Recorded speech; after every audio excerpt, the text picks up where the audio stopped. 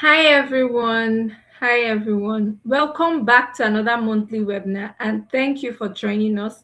Your participation in today's conversation is most appreciated. And if you're unable to participate today, you can always get the replay on our YouTube channel. My name is Elojo Joy and I'm a legal intern at Adun Legal.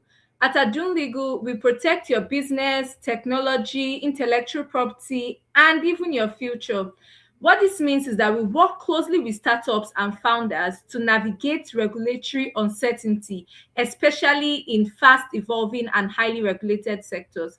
Now, our theme for the month is cross-border expansion and legal readiness. And with this webinar, we are intentionally creating space to help startups and founders understand what scaling into a new jurisdiction entails and the things to consider while expanding their operations beyond their home country. Now, today's session is designed to be practical, insightful, and forward looking. Whether you're a founder, operator, startup, in house counsel, compliance professional, or simply trying to understand what cross border expansion and legal readiness is, you're in the right room. Stay tuned till the end because we, in fact, have a practical resource to share with you, and it's free, so you don't want to miss it. Now, in today's startup ecosystem, growth is no longer confined by borders. A Nigerian startup can acquire customers in multiple countries. A Nigerian startup can acquire customers in multiple countries, receive payments in foreign currencies, collaborate with international partners, and hire talent across jurisdictions, often without ever setting up a physical office outside Nigeria. This reality has fundamentally changed how businesses scale. However, while technology has made expansion easier, the law has not evolved at the same pace for founders. Most conversations around scaling focus on market entry, product localization, customer acquisition, and fundraising. Far less attention is paid to the legal transformation that must accompany growth beyond national borders. Yet, this legal shift is not optional. The moment a startup begins to operate outside Nigeria, whether through contracts, digital services, intellectual property, or personnel, it enters new legal ecosystems, each with its own rules, risks, and expectations. For many startups, the initial stages of cross-border expansion appear deceptively smooth. Sales are made, partnerships are formed, and operations continue largely as before. But this apparent simplicity often marks deep structural weaknesses. Contracts drafted for Nigerian transactions are applied to foreign relationships. Intellectual property protected only under Nigerian law is assumed to be safe abroad. Regulatory obligations are either misunderstood or ignored entirely. These gaps may not cause immediate disruption, but they accumulate silently until they surface during disputes, regulatory scrutiny, or investor due diligence. Legal readiness, therefore, is not about slowing down growth. No, it is about making growth sustainable. A startup that is legally prepared for cross-border operations is better positioned to protect its assets, manage risks, and attract serious partners and investors. Legal structure determines where value is held, how liabilities are distributed, and whether the business can adapt as it enters new markets. In many cases, it is the difference between a startup that merely expands and one that endures. This webinar and the accompanying discussion is designed to reframe how founders think about scaling beyond Nigeria rather than viewing legal considerations as far back office concern. Now, we will approach them as strategic tools for expansion, from structuring and contracts to intellectual property and regulatory compliance. The goal is to equip founders with the legal insights necessary to grow across borders with clarity, confidence, and control. I'd like to call these the three C's. We have seen that the most successful startups are not those that move the fastest, but those that expand with intention. This session is an invitation to think beyond immediate growth metrics and begin building a business that is legally equipped for regional and global relevance. Now, in this session, we are going to move beyond generic growth conversations. We'll examine what it really means to be legally ready to scale beyond Nigeria through smarter structuring, stronger cross-border contracts, regional trade frameworks like ECOWAS, international intellectual property protection, and regulatory compliance across multiple jurisdictions. Because sustainable growth is not just about entering new markets, it's about building a company that can survive, attract capital, and remain in control as it does. Now, join me as we welcome our host to take us further in this session, Miss Inoma Grace. Thank you so much, ma. Hi, Joy. Good afternoon. Hi, everyone. Thank you so much for this wonderful introduction. As you can see, guys, we are diving very deep into cross border expansions, all that it is, and how you, as a startup and as a founder, can prepare yourself to scale globally. But first, we have to understand what exactly does cross border readiness mean? What does it actually mean? When the conversations come up, what does it mean? How do you address it? The first thing is you need to understand that when founders typically talk about scaling, they usually think in terms of either their users or the markets or the revenue. But cross border readiness isn't primarily about revenue, it's about your legal capacity to operate in multiple jurisdictions simultaneously. So, in legal terms, that just means understanding that once your startup transacts or contracts or even employs, protects IP, or transfers data across borders, aka from one jurisdiction to the next or from one country to the next, it becomes subject to laws and enforcement regimes that is just basically beyond your home country. And so the first thing we need to understand is that cross-border operations are distinct legal realities. They're not merely market moves. At home, your business is governed by Nigerian statutes if you are a startup that is based in Nigeria, or if not the statutes, then the courts or even the regulators. But the moment you conduct business involving a foreign partner or a foreign client or foreign employees or even systems, you enter into multiple legal fields, as many legal fields as the people you contract with are in. And this means that you have to deal with the different legal systems. So there are so many different legal systems that are prevalent in the world. You have the common law, we have the civil law, we have hybrid systems across many different markets. We also have different judicial interpretations. So not only are you dealing with entirely different legal systems, you're also dealing with judicial interpretations to different matters, or maybe different interpretations to the same matter. So your contract terms might have different meanings. The liability standards might have, there might be a minimum standard in one country, there might be no standard at all in the next, and there might be, highly or very rigid standards in the other. You have different enforcement mechanisms that may be interpreted differently across different countries. More so, you also have data and privacy laws, because now we have realized and we have understood and agreed amongst ourselves that data is the new gold, and every country is running against themselves trying to regulate the usage, the collection, the processing, and the movement of data. And so each country has their unique laws that guard or handle data. And so if you're in a country that manages data separately or different from your home country, then you find that you have the legal reality on hand that you probably did not plan for. Legal or cross-border readiness is also legal readiness, but it's not after the fact compliance. It is a structural strategy. Cross-border readiness is fundamentally about anticipation and structure, not just paperwork. And two key points illustrate this. When you're operating abroad, you are present legally. You don't need a physical office to be legally present in a foreign jurisdiction. Whether you have digital services there, whether you have outbound contracts, or even employee engagement, each of these things or each of these factors can create their own legal obligations under that specific country's laws.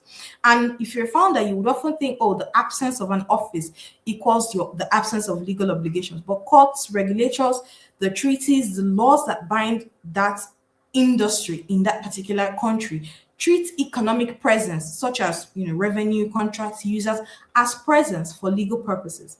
Another thing is harmonization is rare, right? Regional trade frameworks such as like ECOWAS, etc., they aim to ease trade through frameworks like the ECOWAS Trade Liberalization Scheme, which we'll get to much later in the video.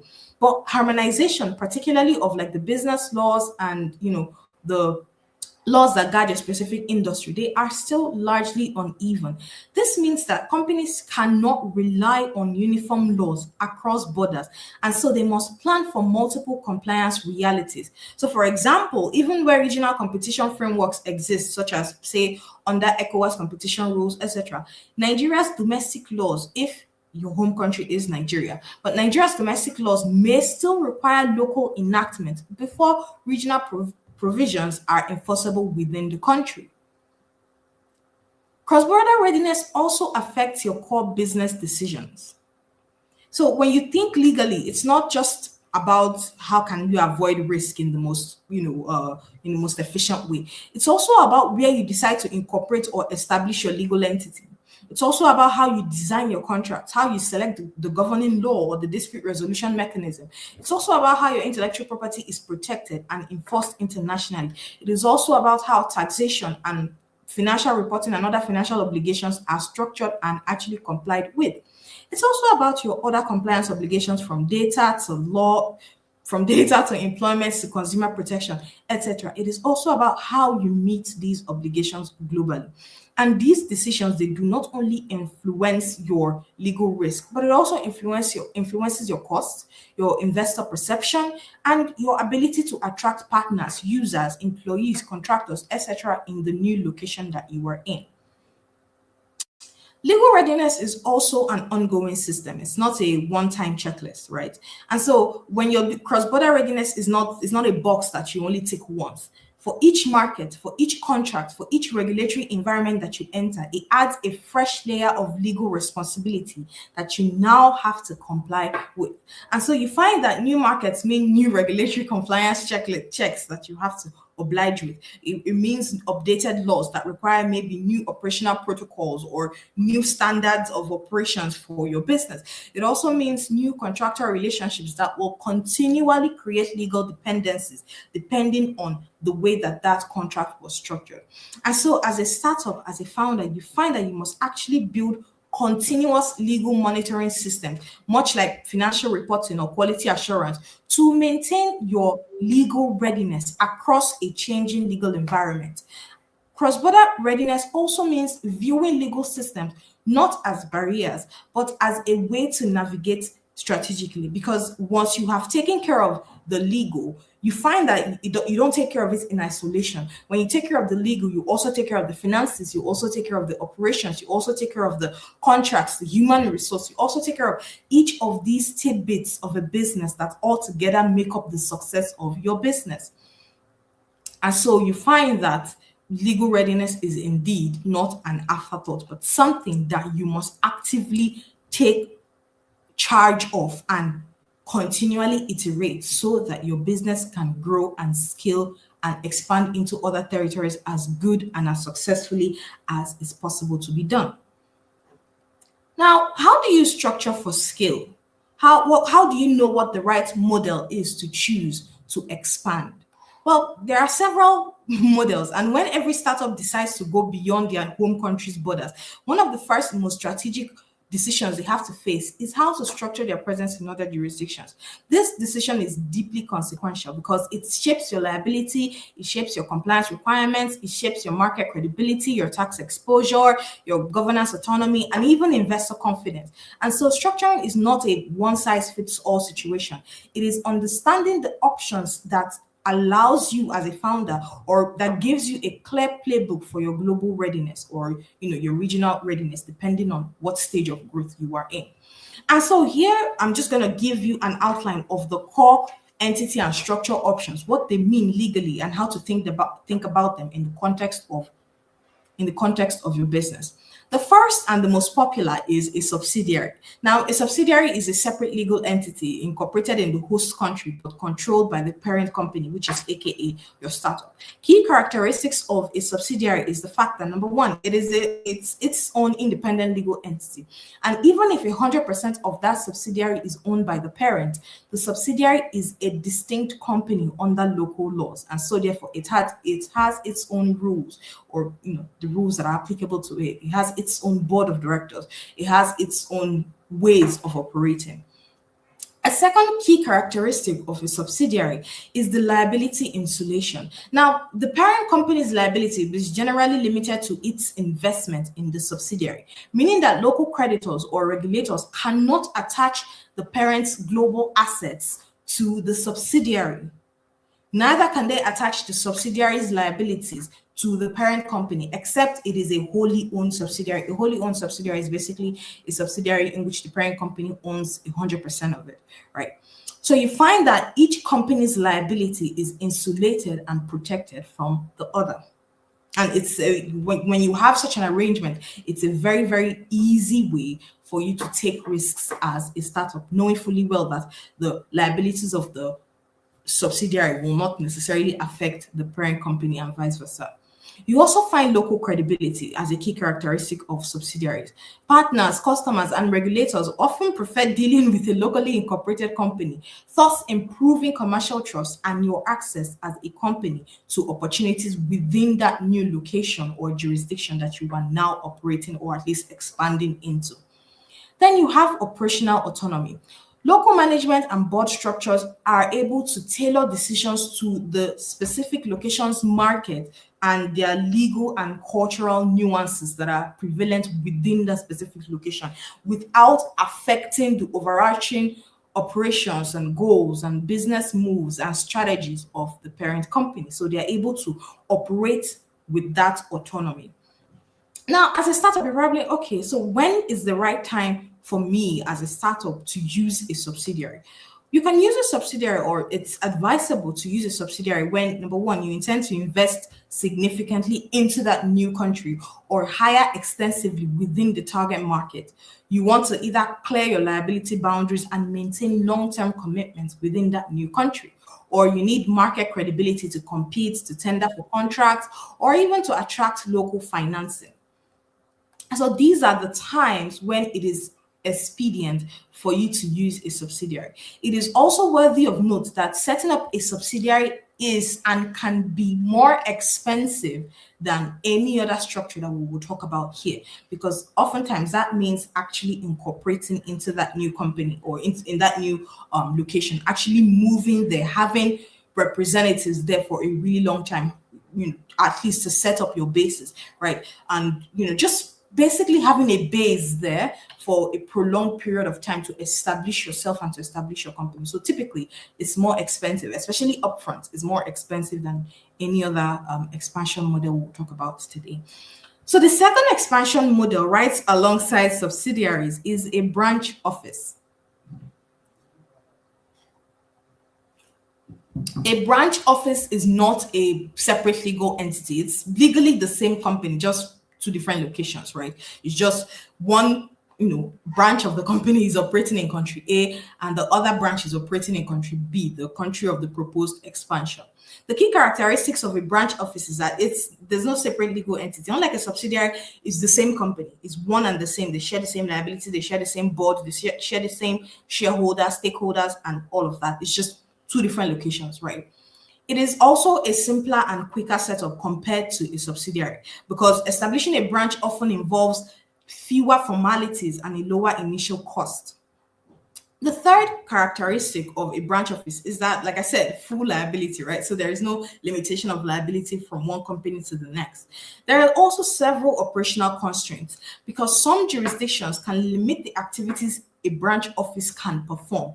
And in certain regional frameworks, like let's say the Organization for the Harmonization of Business Law in Africa, branches may have time limits on how long they can operate within that new location without actually registering there. But when a branch office makes sense for you're a founder, you're probably asking, well, Nama, when does a branch office make sense for me as a founder if it has this many key characteristics separate from the subsidiary? Well, it makes sense when you are testing the waters economically in your new country, even though you still remain or you still intend to remain fully linked and committed to the parent company. So with a branch office, you merely want to test the economic waters of the new jurisdiction or country that you're entering into, or when you want rapid market entry with limited local resources, You don't, or when you don't need a strong local identity separate from the parent company to operate in that new jurisdiction. This or these are the situations in which you might need a branch office. And initially, branch offices are cost effective, but the parent's exposure to full liability and compliance risks often make branches less attractive for long-term high-risk operations. Now we move on to the representative office, the rep office, which is basically an office that you have for market research and government or regulator or regulatory liaison, really.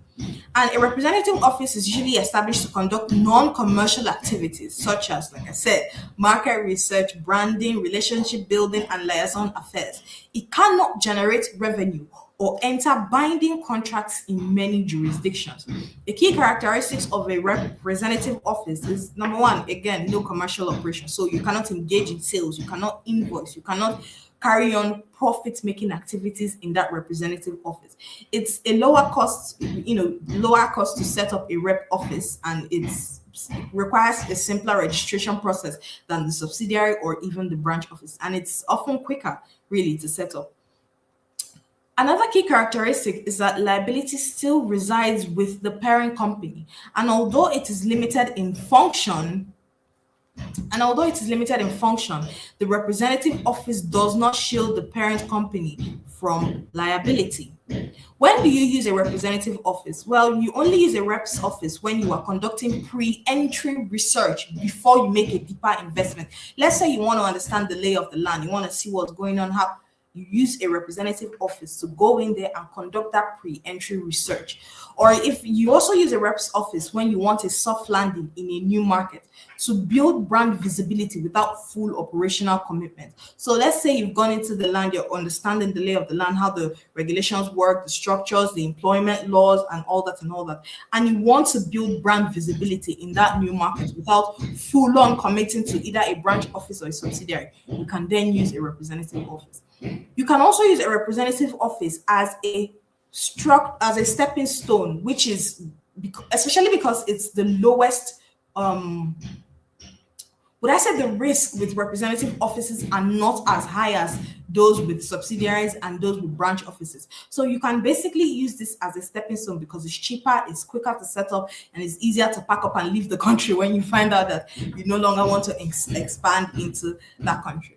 And so there are several other strategic options or strategic expansion models beyond subsidiaries, branch offices, and representative offices that I've mentioned here. Because while subsidiaries, branch offices, and representative offices form the core forms of a company's legal presence in any country, founders should also consider contractual and partnership structures where appropriate. So what do I mean? Things like joint venture agreements. You can collaborate with a local company to share the risks, the resources, and the market insights to ease your regulatory entry and strategic alignment into that new country. An international joint venture is governed basically by contracts and auxiliary agreements, and it is often used when local knowledge, aka your lay of the land, is critical. You can also use another structure or another expansion model that you can use is also licensing or franchising or even agency agreements. These non-equity arrangements allows market entry without establishing a legal presence, and it's particularly valuable when founders want to retain flexibility with a limited capital outlay, although control and liability differ significantly from the entity formation. And so you find that understanding each of these options expands your strategic toolkit beyond just, we must have a subsidiary or we must have a branch office. It expands you and allows you to think wider and to think deeper and pick specifically what suits your company and your product at that particular stage of growth. And so before you choose any expansion model, whether it's a subsidiary or joint venture or branch office or licensing agency, or before you choose any of that, you need to assess your risk tolerance. How much liability exposure are you willing to take at the parent company level? Assess your market commitment. Is the entry exploratory or is it long-term? Assess your operational autonomy. Does local management need freedom to adapt strategy?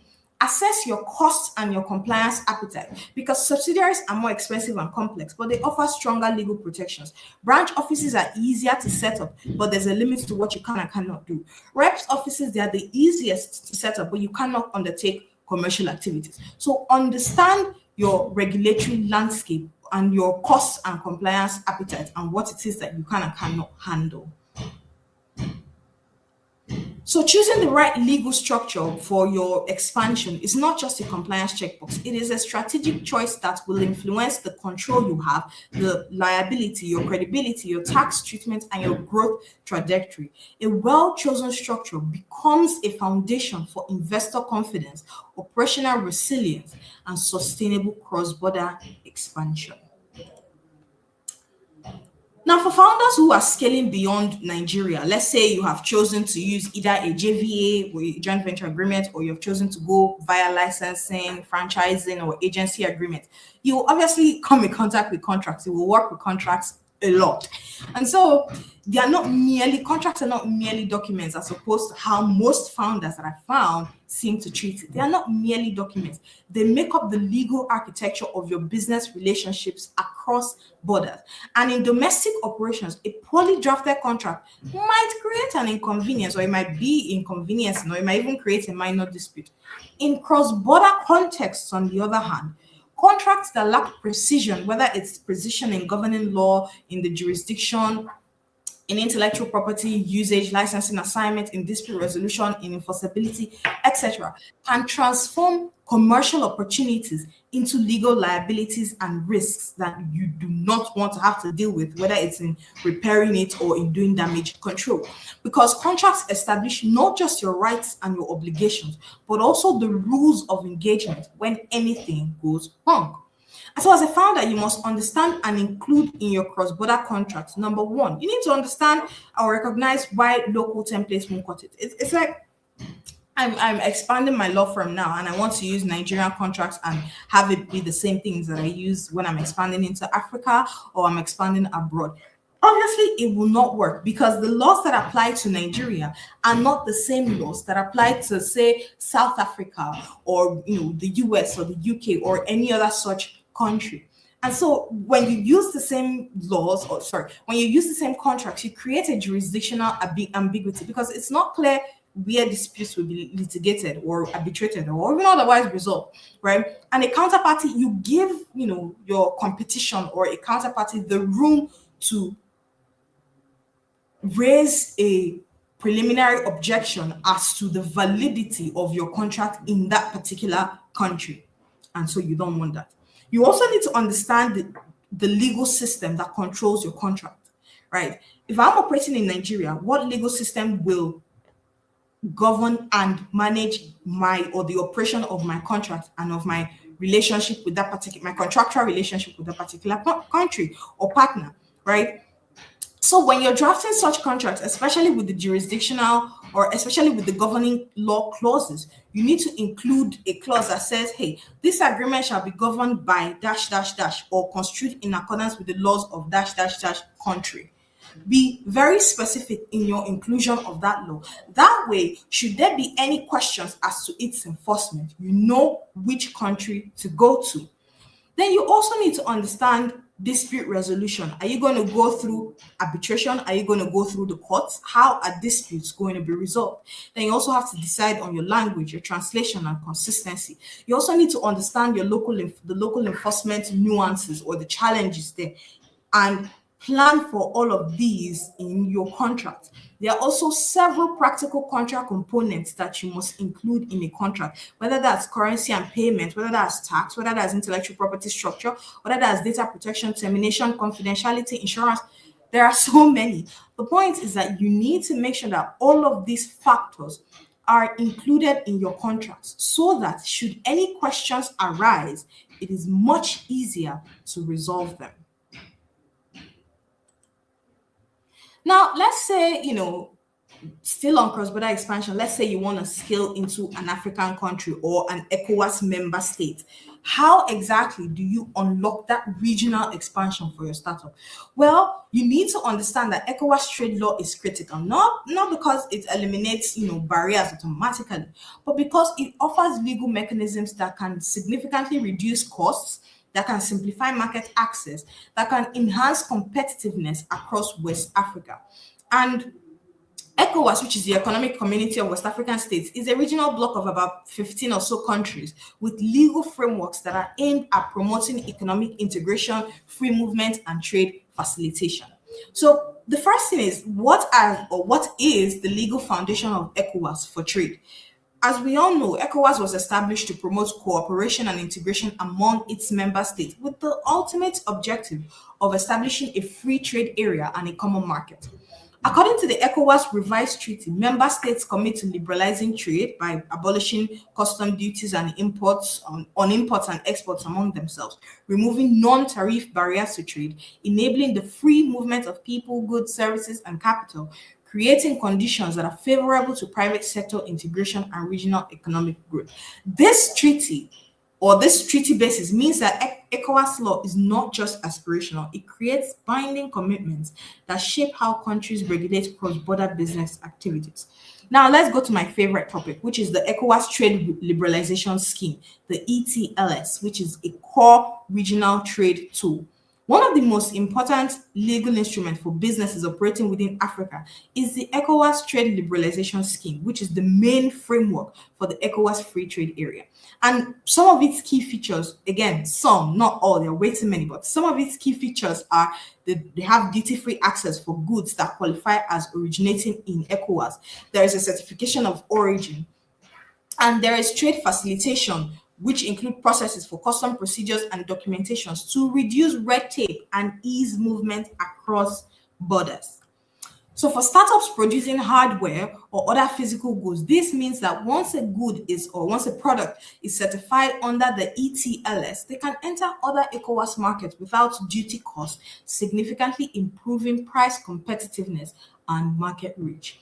With ECOWAS, which is a very, very key feature of ECOWAS, there is also the free movement of goods, of services, of capital, and of persons. The free movement protocol under ECOWAS is a core legal commitment that directly impacts business operation.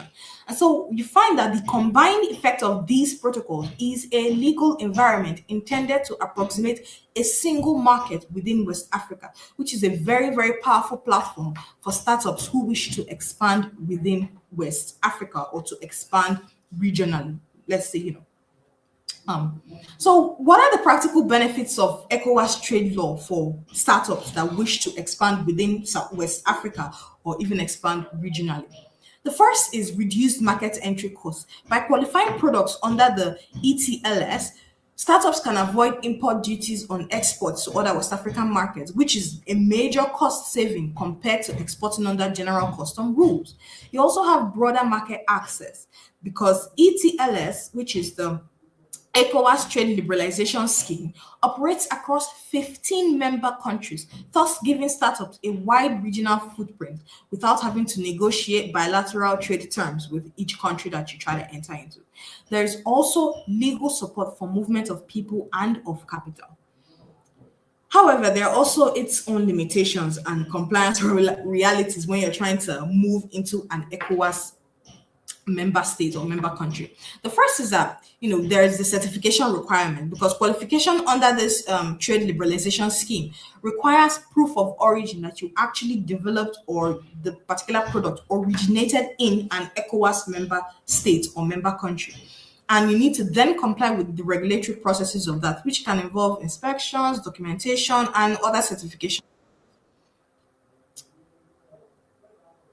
There's also several implementation gaps, and there's also the national compliance. So you find that it's not, even though it's easy to move about, especially if you're in Africa trying to expand within West Africa or, expand regionally. The ECOWAS trade law, it does not operate in isolation, right? It's part of a greater continental effort, like the African Continental Free Trade Area and, all the other all the other initiatives by the African Union and African countries, especially again, specifically again, if you're trying to expand within West Africa or regionally, if your product or company is based in Nigeria. So yeah, for founders scaling within Africa, ECOWAS trade law provides a legal platform for that regional expansion, especially through mechanisms like the trade liberalization scheme and commitments to free movement of goods, services, capital, people. And while it doesn't eliminate all the border challenges, understanding and strategically leveraging ECOWAS frameworks can reduce your costs, it can help you expand markets, and it can deepen your legal preparedness across West Africa, thus helping you to expand globally should you wish to do so. Now let's talk about intellectual property. If you know me, you know that IP is one of my favorite legal topics to talk on ever. And so when your startup expands beyond Nigeria, you find that protecting your intellectual property becomes one of the most important legal strategies for safeguarding competitive advantages or attracting investors or even maintaining control of your brand and your technology. And so with expansion, cross-border expansion, the first thing you need to understand is the territorial nature of intellectual property rights. IP, whether it's a trademark, patent, copyright, industrial design, or trade secret, does not automatically travel across borders. They are territorial. Each market will treat and enforce intellectual property unless you take proactive steps to secure them in the right jurisdictions. Intellectual property rights are territorial, which means that when you grant them in one country, that does not signify that they will be, applicable in any other country. In fact, it's the chances of it are very, very slim that you have use of them in the other country. That means that when you register in one country and you want to move into another, you must then register again in the other country. The second thing you need to understand is the key forms of intellectual property and how they travel across border. We have trademarks, which is basically a brand identity protection. A trademark protects your company's name, your company's logo, slogan, or any other brand identifiers that distinguish your goods and services from others in the market. And so if your startup is expanding internationally, you must register the trademark in every jurisdiction you seek protection in. But there are other international registration systems like the Madrid Protocol that allows a single application to seek trademark protection in multiple member countries, thus making your cross-border expansion and your registration or protection of your intellectual property much easier. Then you have patent. A patent grants exclusive rights to an invention, whether a product or a process, so others cannot make, use, sell, or import it without your permission. And unsurprisingly, there is no single global patent, but you can, again, with the international registration systems, you can use the Patent Cooperation Treaty, which simplifies filing by letting innovators file one international application that can be used to seek protection in multiple countries within specified time frames. And then we have copyright, which protects original creative works, including software, designs, publications, music, and many other expressions fixed in a tangible form. And many of these countries are party to treaties like the Berne Convention, which provides automatic copyright protection without formal registration. However, formal registration in key markets can make your enforcement very, very easy. And then there are trade secrets which you need to protect. Trade secrets are basically like confidential business information such as your algorithms, your formulas, customer lists, manufacturing processes, etc. that you need to then protect with contracts. So like you have the non-disclosure agreements and other strong internal security practices. The third key thing that you need to understand about intellectual property is the priority right and filing strategy. When seeking international protection, founders should leverage priority rights provided under these international conventions. These priority rights allow you to use the earliest filing date in one country as the effective filing date in others or in other countries, especially if you file within a set period. Typically, for trademarks, it's 6 months, and for patents, it's 12 months. These priority rights prevent competitors from beating you to registration in new jurisdictions based on data filings. Then there's also enforcement and monitoring. Securing IP rights is one thing. Enforcement is a whole other thing because you can secure your IP rights, but if you don't enforce them and protect them, well, then that's a whole other ballgame entirely.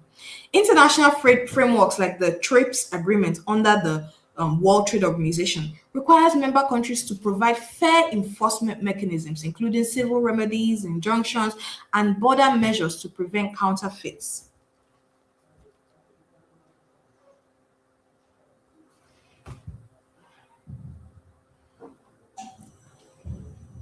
And so you need as a startup, as a founder, you need to actively monitor the marketplace for unauthorized use of your intellectual property, including online platforms or even domain names, and take legal or administrative action promptly when you detect infringement of any kind.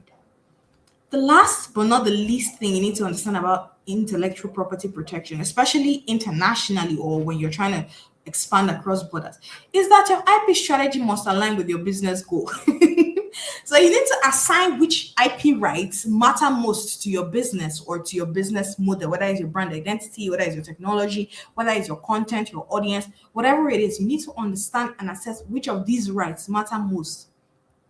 You need to then plan your filings based on your customer base, your partner networks, and your investor expectations. You need to also work with experienced IP counsel in jurisdictions of interest to navigate local procedures and expedite protection. By understanding these territorial protections, international filing systems, enforcement mechanisms, strategic priority rights, etc., you as a founder can protect what matters the most, which is your innovations and your brand value, especially as you scale regionally or globally. Whew, guys, I'm parched.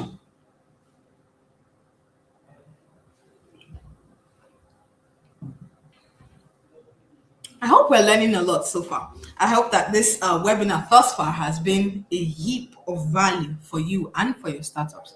But anyways, moving on so that we can quickly round up. We have the common cross-border mistakes that founders, unprepared founders make and how to avoid them. And since you are a very prepared founder just by virtue of your being here, these are the mistakes and these are how you can avoid making those mistakes.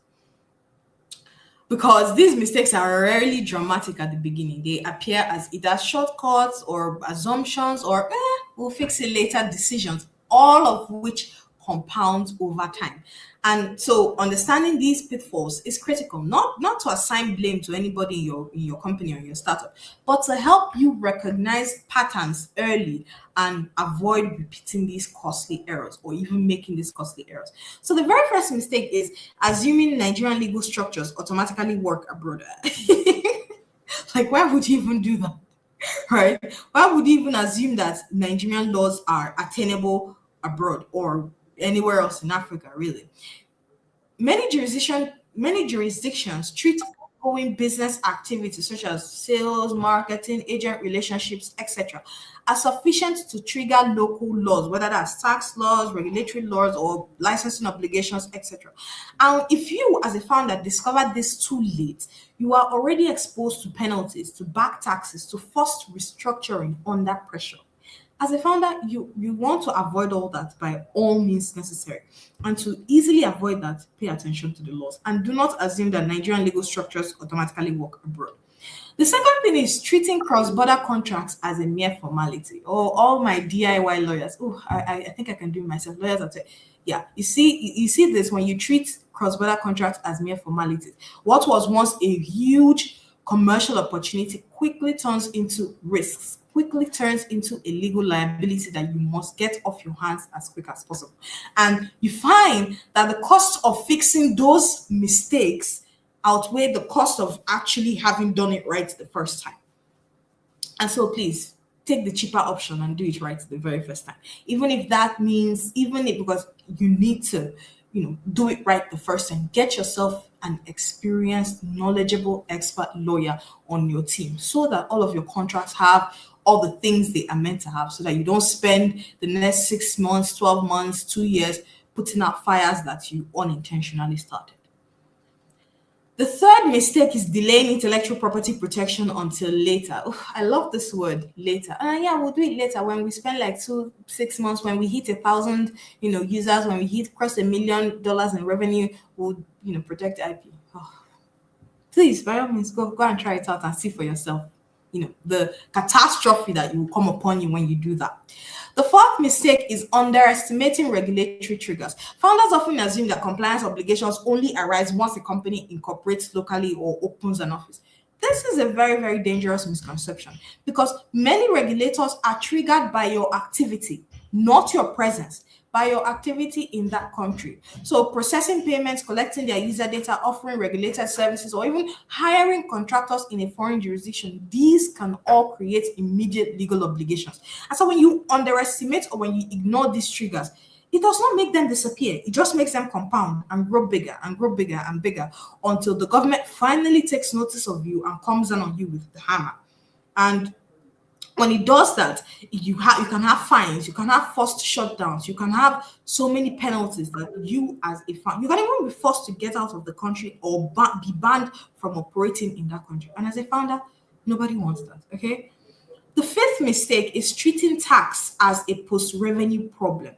You need to put tax structures in place at the very beginning so that once your financial year ends or once your tax obligations start to count, because some tax obligations count monthly, others count annually.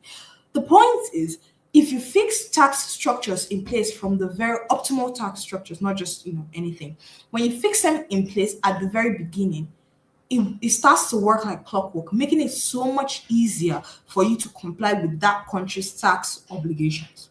The sixth mistake I see founders make is hire foreign employees, foreign contractors informally and ignore the contractual relationships they are meant to have in place. You can misclassify a staff, say in Nigeria, and nobody might take notice of you. The same is not applicable in South Africa. The same might not be applicable in Ghana. The same might not be applicable in the UK or in the United States. That means for each new location or jurisdiction you enter into, you need to understand how their employee and employment laws work so that you are complying with them from day one. The seventh mistake is ignoring data protection and other digital compliance risks. You already know why it is bad for you to ignore data protection, digital compliance risk. Hello. you already understand that. There's no need for me to go into that. The eighth mistake is waiting for investors to fix legal issues. Nah, I'll wait. When I have a new investor, then, when it's time to fundraise, then I can clean up my legal. When it's time to this.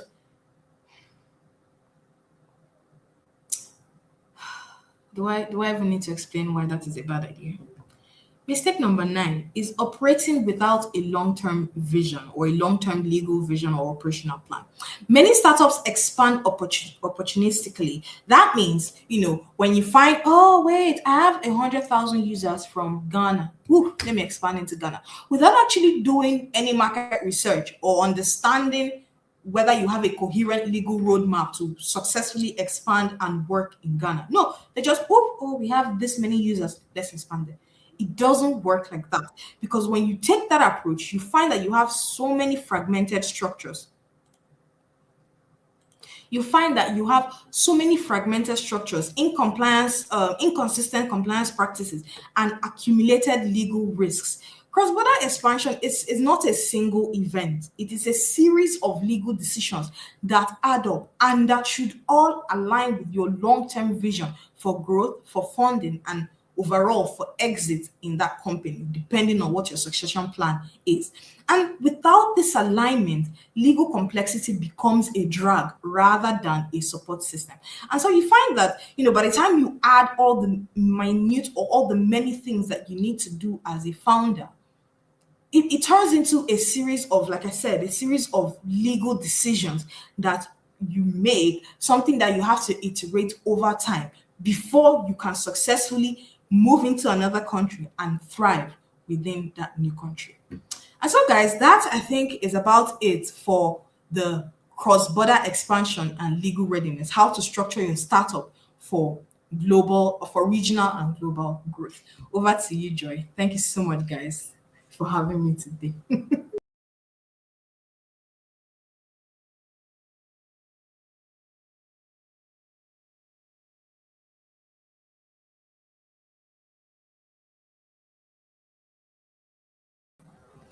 Joy, we can't hear you. I think your mic is muted for whatever reason. Oh, he can't hear you. Okay. So sorry, everyone. So sorry, everyone. We are back on track. Thank you. Thank you so much, All Matt. right. Just a brief recap from all we've learned today from Barista Noma. And as we've clearly learned, cross-border expansion is not just about registering in another country. It's about structuring properly, from your holding structure to IP ownership to tax exposure to regulatory positioning in a way that protects you while you scale. And even though it is framed as a test of ambition, market insight, or operational capacity, in reality, it is indeed a test of legal foresight. As Nigerian startups extend their reach into regional and global markets, the most decisive factor is not speed, but structure, not presence, but preparedness. Legal readiness should therefore be understood not as a constraint on growth, but as the architecture that sustains it. It enables founders to navigate regulatory diversity, protect commercial relationships, preserve ownership of value, and engage confidently with investors and partners across jurisdictions. More importantly, it transforms expansion from an improvised response to opportunity into a repeatable strategic process. For founders looking beyond Nigeria, the question is no longer whether legal complexity can be avoided, because it cannot. The real question here is whether that complexity will be managed proactively or allowed to dictate outcomes later. Those who choose the former position their businesses not just to expand, but to endure, adapt, and lead in an increasingly interconnected global economy. Cross-border growth rewards those who plan for it, and in that planning, the law is not merely a safeguard, it is a strategic tool. Now, before we wrap up, I want to leave you with this. What we've covered today is strategy at 30,000 feet, but every startup structure is different. Your cap table is different, your product is different, your investor roadmap is different, your risk exposure is different. If you're serious about expanding regionally or globally, or even positioning your company now so expansion is seamless later, then you need a tailored legal roadmap, not merely generic advice. So here's what we're offering to the juicy part. Two things quickly. One, a cross-border expansion roadmap. It is in fact a free resource, and the link is in the description box below. Two, for founders who want to go deeper, we're opening a limited number of paid cross-border strategy sessions. And in that session, here's what we'll do for you. We'll review your current structure, identify expansion risk and tax exposure gaps, assess your IP positioning, map out the most efficient jurisdiction strategy for your growth stage, and create a practical legal expansion plan you can actually execute. Now, this is not a casual Q&A, it is a working session. If you want clarity, structure, and a defensible expansion strategy, we'd love to work with you. You can book through the link provided below, and our team will share the next steps. Build boldly but structure wisely. Now, thank you once again for joining us, and we will see you next month.